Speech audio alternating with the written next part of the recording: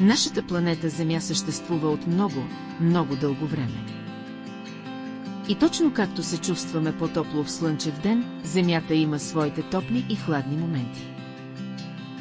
Много отдавна динозаврите са живели при различни температури. Но от тогава нещата са се променили.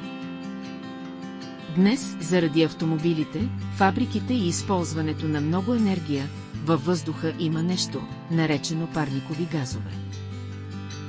Представете си Земята, облечена в одеяло.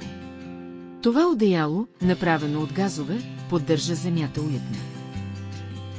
Но твърде много газове правят Земята твърде топла.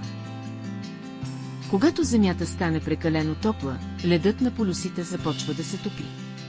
Животните като полярните мечки живеят по-трудно. Но ето и добрата новина. Можем да помогнем на Земята да се чувства добре.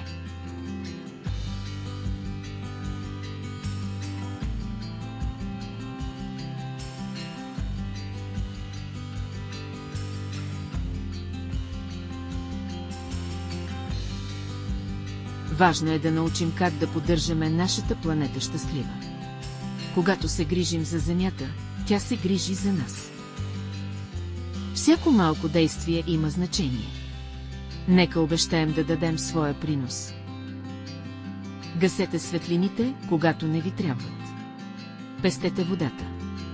Не забравяйте да рециклирате. Има толкова много начини да помогнете. Заедно можем да променим нещата.